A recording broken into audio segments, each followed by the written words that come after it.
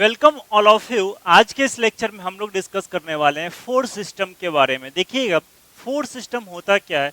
जब एक से अधिक किसी पर्टिकुलर प्लेन पे, किसी पर्टिकुलर पॉइंट पे एक से ज्यादा फोर्स एक्ट हो रहा हो, that is called force system. Definitely force system आपका कोलिनियर हो सकता है, नॉन कोप्लेनर हो सकता है, नॉन कोप्लेनर हो सकता है। जब एक प्लेन में लाई करेगा that is called coplanar, and जो डिफरेंट प्लेन में लाई करेगा that is called non coplanar. इसी में आपको मिलेगा coplanar coplanar parallel force, coplanar concurrent force, coplanar non parallel non concurrent force and coplanar collinear forces. इसी तरह से नॉन कोप्लेनर में भी आपको मिलेगा। तो वन बाय वन हम लोग चारों को डिस्कस कर लेंगे। Coplanar coplanar parallel force, coplanar concurrent force, coplanar non non parallel non concurrent force and coplanar collinear force के बारे में, चारों फोर्स के बारे में हम लोग डिस्कस कर ले। मेनली जो हम लोग को सिलेबस में पढ़ना है, जो मेनली आपको डिस्कस करना है, गेट हो, सेमेस्टर हो, ईएसई हो, मैक्सिमम जगह आपको कोप्लेनर फोर्स सिस्टम के बारे में ही डिस्कस करना है। नॉन कोप्लेनर फोर्स आपको बहुत होगा तो पहचानने के लिए दिया जा सकता है। एक दो न्यूमेरिकल्स वगैरह होगा तो डेफिनेटली आप लोग निकाल सकते हैं, मोमेंट वगैरह सिस्टम निकाल के। हम लोग डिस्कस करेंगे आगे मोमेंट सिस्टम से कैसे हम लोग डिस्कस करते हैं, ठीक है। तो देखिएगा यहाँ पे जो फोर्स सिस्टम है इसको टू पार्ट में डिवाइड किया गया। फर्स्ट है आपका coplanar force system and second thing है आपका नॉन कोप्लेनर फोर्स सिस्टम। देखिएगा ये जो पॉइंट है, ये जो कोप्लेनर फोर्स है, coplanar forces means the forces are in a single plane, are in a single plane इसको बोल सकते हैं, are in a single plane. आपका एक प्लेन में टोटल फोर्स की वैल्यू मतलब इंक्लूड होना। जैसे में हम लोग कंसीडर कर सकते हैं, ये एक प्लेन कंसीडर किए, देखिएगा जिसमें जिसमें फोर्स की value F1, F2 and F3 तीनों की वैल्यू क्या आपका एक ही प्लेन में एग्जिस्ट कर रहा है। It means line of action की बात किया जाए, इसका लाइन ऑफ एक्शन ये हो गया, इसका लाइन ऑफ एक्शन ये हो जाएगा एंड इसका लाइन ऑफ एक्शन ये हो जाएगा। देख रहे हैं आपका ये को क्या हो रहा है, कोप्लेनर पैरेलल फोर्सेस, इसलिए इसको बोले हैं कोप्लेनर पैरेलल फोर्सेस।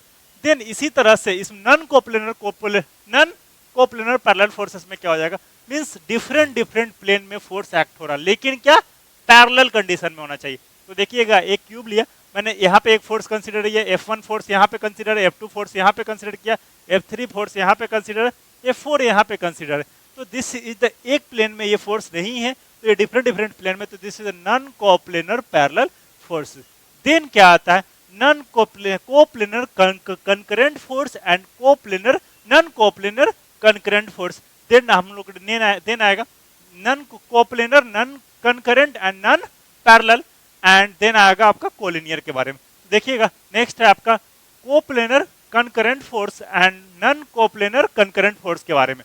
देखिएगा जो सेकंड थिंग्स है आपका coplanar concurrent force, coplanar concurrent force जो सेकंड है आपका, सेकंड आपका coplanar concurrent force system and non coplanar concurrent force system. इधर आपका कोप्लेनर में क्या मिल जाएगा, कोप्लेनर कंकरेंट फोर्स सिस्टम, इधर नॉन कोप्लेनर में मिल जाएगा non coplanar non concurrent force system. देखिएगा कोप्लेनर कंकरेंट फोर्स सिस्टम एक तो ऑलरेडी हम लोग डिस्कस कर चुके, कोप्लेनर मींस सेम प्लेन में होना चाहिए। कंकरेंट सिस्टम मतलब एक पर्टिकुलर पॉइंट पे आपको टोटल फोर्स आपका इनकमिंग आउटगोइंग कुछ भी हो सकता है। एक फोर्स आपका इनकमिंग है, सेकंड फोर्स आपका आउटगोइंग है, सेकंड थर्ड फोर्स इनकमिंग है, फोर्थ फोर्स भी इनकमिंग होंगे, फोर्थ फोर्स आपका आउटगोइंग है। टोटल क्या करना चाह रहे हैं कि एक पर्टिकुलर पॉइंट से पास करे, that is called concurrent force. एक पर्टिकुलर पॉइंट से पास करे that is called concurrent force. इसको कंसीडर कर लीजिए F1 force, F2 force, F3 force, F4 force, F5 force, ठीक है। देन आपका इधर नॉन कोप्लेनर नॉन कंकरेंट, यहाँ पे गलती लिखा हुआ है, non coplanar concurrent force, sorry non coplanar concurrent force, concurrent force. देखिए कंकरेंट का हम ऑलरेडी मतलब देख चुके हैं। कंकरेंट मतलब क्या होता है, किसी एक पर्टिकुलर पॉइंट पे मीट करना चाहिए। देखिएगा यहाँ पे तीन force system, force F1, F2, F3, तीनों फोर्स क्या हो रहा है, एक पर्टिकुलर पॉइंट पे मिल रहा है, दैट इज कॉल्ड। यहाँ पे क्या है, ये डिफरेंट डिफरेंट फोर्स का, डिफरेंट डिफरेंट प्लेन का फोर्स है। F1 इस प्लेन का, F2 इस प्लेन का, F3 इस प्लेन का, इसीलिए ये तो नॉन कोप्लेनर है। कंकरेंट कहने का मतलब एक पर्टिकुलर पॉइंट पे मिल गया, this is the non coplanar concurrent force system, ठीक है। देन बात किया जाए थर्ड क्या आपका, coplanar non parallel non concurrent force system.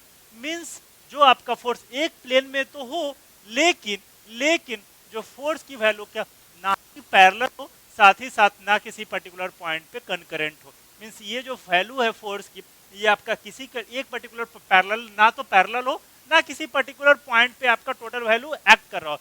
So that देखिएगा एक फोर्स इधर आ रहा है, एक फोर्स इधर जा रहा है, एक फोर्स आप इधर कंसीडर कर लीजिए, एक फोर्स आप इधर कंसीडर कर लीजिए। तो ये फोर्स क्या होगा, नन कोप्लेनर, कोप्लेनर तो है बट नन पैरेलल है और ना ही नन कंकरेंट फोर्स सिस्टम है। देन इधर बात किया जाए non coplanar, non parallel, non concurrent force system है। देखिएगा यहाँ पे एक फोर्स इधर मैं कंसीडर कर रहा हूँ, एक मैं इधर फोर्स कंसीडर कर रहा हूँ, एक इस प्लेन में एक इस प्लेन में, तो ये तो आपको नन कोप्लेनर तो ऑलरेडी है। नन पैरेलल करने का मतलब क्या, एक ये इस साइड में है, दूसरा एक इस डायरेक्शन में, तो डेफिनेटली नॉन पैरेलल एंड किसी एक पर्टिकुलर पॉइंट पे मीट नहीं, that is called non concurrent force system. एक लास्ट आपका लास्ट एक मिलता है आपका coplanar collinear force system. Coplanar collinear कहने का मतलब क्या होता है, जो ऑल जो फोर्स ऑफ एक्शन जो हो, जो ऑल फोर्स पास करे किसी एक लीनियर एक लाइन सिस्टम से। जैसे मैं बात कर लिया जाए, देखिएगा यहाँ पे एक फोर्स ये मैं कंसीडर करता हूँ एक लाइन पे, F1 की वैल्यू ये कंसीडर करता हूँ, F2 की वैल्यू ये कंसीडर करता हूँ, F3 की वैल्यू ये कंसीडर करता हूँ। तो टोटल क्या हो रहा है, एक लाइन सिस्टम पे ही टोटल वैल्यू एक्ट कर रहा है, that is called collinear force system.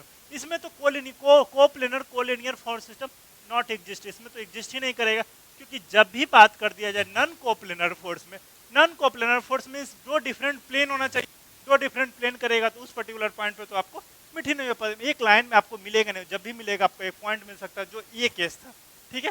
तो ये आपका कोलिनियर के लिए एग्जिस्ट नहीं होगा।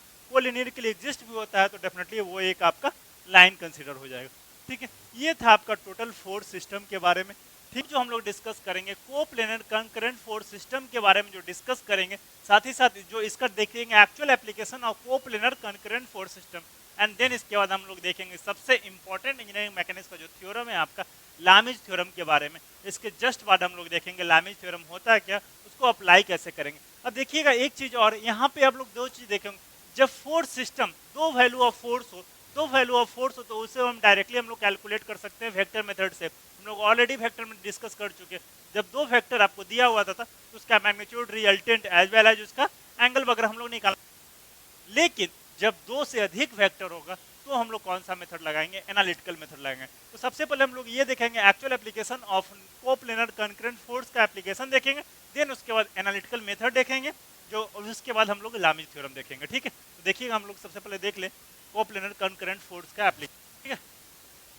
सो हम लोग देख रहे हैं कोप्लेनर कंकरेंट फोर्स सिस्टम के बारे में। देखिएगा जो जब टोटल सिस्टम पे जब force on the system equal to zero हो और force on the system non zero हो, जीरो आपका जब इक्वल टू एक्सटर्नल फोर्स लगेगा तो डेफिनेटली उस बॉडी पे फोर्स आपका फोर्स रिजल्टेंट फोर्स कुछ ना कुछ होगा, एंड जब फोर्स की वैल्यू जब जीरो हो तो डेफिनेटली वो बॉडी आर इन इक्विलिब्रियम में होगा। मीन्स बॉडी पे आपका एक्सटर्नल ना ही एक्स के डायरेक्शन में कोई फोर्स लग रहा होगा, ना ही वाई के डायरेक्शन में फोर्स लग रहा है। तो इसी चीज को हम लोग बोलते हैं condition of equilibrium.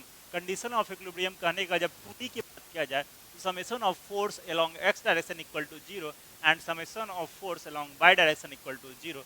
Then 3D के लिए बात किया जाएगा तो वहाँ पे क्या summation of force along x, y and z तीनों के डायरेक्शन में जीरो होगा। जब बात किया जाए जब रिजल्टेंट फोर्स आपका जीरो ना हो तो यहाँ पे जो तीन तरह का मोशन मिलेगा, पहला मोशन क्या मिलेगा, बॉडी सिर्फ और सिर्फ ट्रांसलेट कर सकता है। दूसरा थिंग्स क्या हो सकता है, बॉडी सिर्फ और सिर्फ रोटेट कर सकता है। थर्ड क्या हो सकता है, ट्रांसलेशन प्लस रोटेशन। तीनों का एक्चुअली मैकेनिक्स यहाँ से शुरू होती है, जो आपका चीजें थिंग्स होगी, जो थोड़ी सी टफ थोड़ा सा किसमें होता है, ट्रांसलेशन प्लस रोटेशन का जो कॉन्सेप्ट आता है वहाँ पे बच्चे लोग को दिक्कत होना चाहिए। लेकिन जब आपका concept step by step clear रहेगा तो यहाँ पर भी थोड़ी भी दिक्कत नहीं होगी, ठीक है।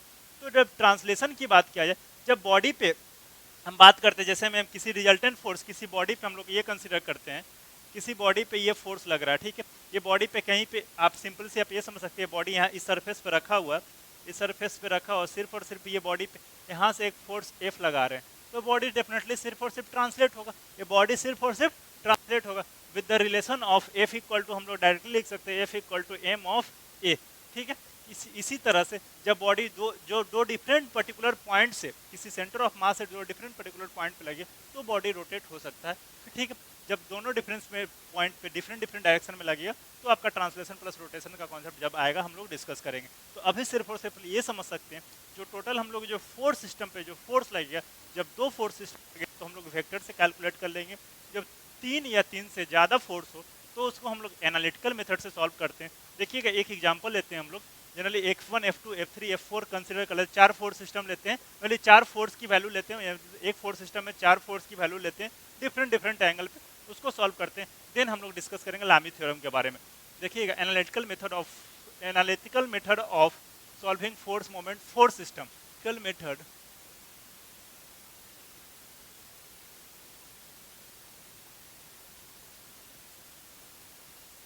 Method to solve force system. ठीक है, देखिएगा 2D प्लेन में 4 हम फोर्स कंसीडर करते हैं, 4 फोर्स कंसीडर करते हैं। देखिएगा इस x एक्सिस से, x एक्सिस को y एक्सिस कंसीडर करते हैं, तो इस x एक्सिस से हम F1 की वैल्यू कैलकुलेट करते हैं। F1 की फोर्स हम यहाँ से पुल यहाँ पे किया गया, F1 की value at an angle theta, ठीक है, एंड F2 की वैल्यू, F2 की वैल्यू हम लोग यहाँ पे कंसीडर कर लें। ये भी आपका दोनों पुल कर रहे हैं, अभी पुश नहीं कर रहे, दोनों पुल कर रहे हैं एट एंगल थीटा। इसको भी हम लोग, इसको थीटा 1 कंसीडर कर लेते हैं, इसको थीटा 2 कंसीडर करते हैं। F2 की वैल्यू एंड F3 की वैल्यू हम लोग कंसीडर करते हैं, F3 को पुश करते हैं, F3 को पुश करेंगे तो क्या हो जाएगा आपका, ये वैल्यू से हम थीटा3, this is the F3, and then next value 4 लेते हैं, F4 की वैल्यू जो आपको पुल कर रहे हैं, इसको F4 थीटा 4 की वैल्यू कैलकुलेट करते हैं। ठीक है, ये क्या सिर्फ और सिर्फ XY प्लेन में हम लोग F1 theta 1, F2 theta 3, theta 2, F3 theta 3, F3 theta 3 and F4 theta 4 की वैल्यू हम लोग कैलकुलेट कर। देखिएगा यहाँ पे सिर्फ और सिर्फ F1 F2 F4 आपका आउटसाइड द फोर्स है and F1 the is inside the force. ये आपका F3 जो फोर्स है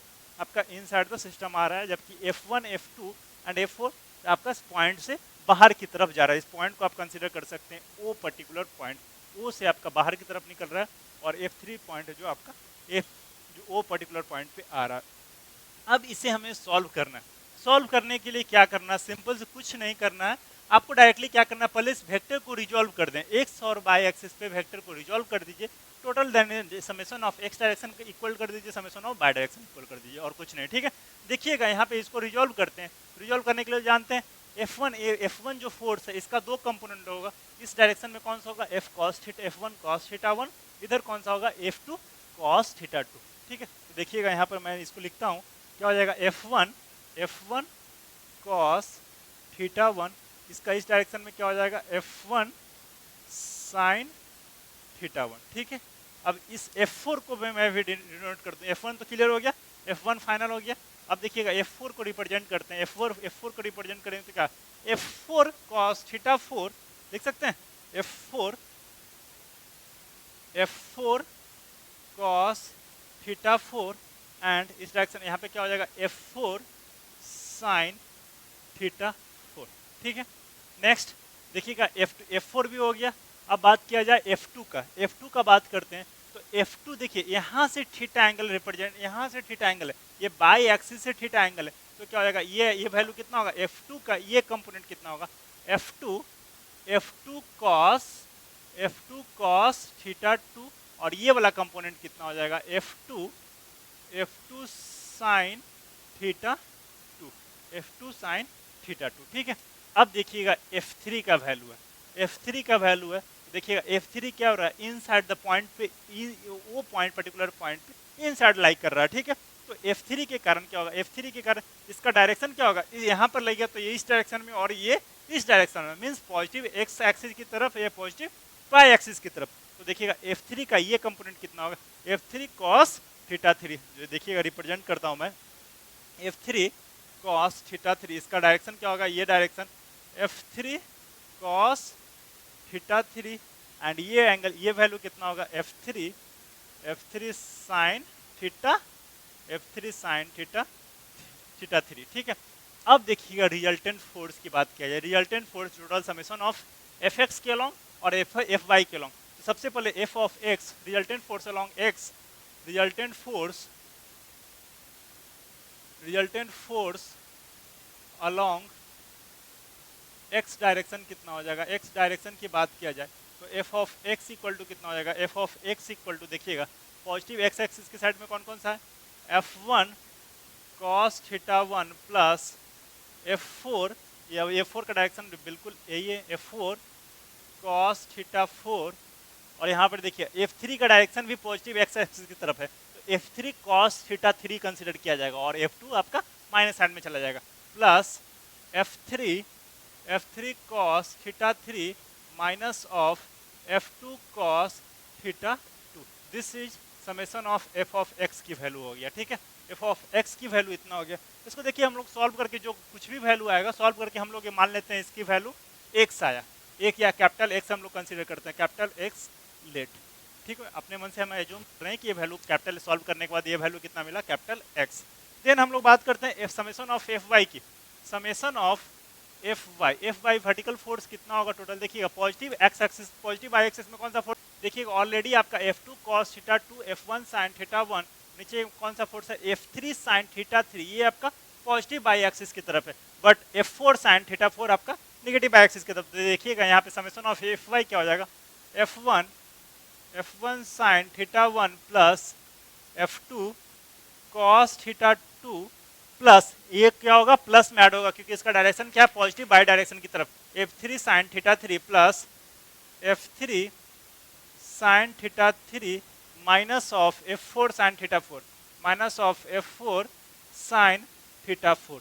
ये देखिए इसको सॉल्व करने के बाद ये वैल्यू हम लोग कैलकुलेट कर लेते हैं, मान लिया कि ये वैल्यू आपको मिला y, ये वैल्यू आपको मिला y, ठीक है। अब जो इसका रिजल्टेंट कैसा निकलेगा, रिजल्टेंट वैल्यू कैलकुलेट कैसे होगा, r इक्वल टू रिजल्टेंट की वैल्यू, टोटल नेट रिजल्टेंट की जो वैल्यू होगा, तो इसको आप डिनोट कर सकते हैं root under summation of f of x का square plus summation of fy का स्क्वायर, ठीक है। ये आपका रिजल्टेंट की वैल्यू होगा।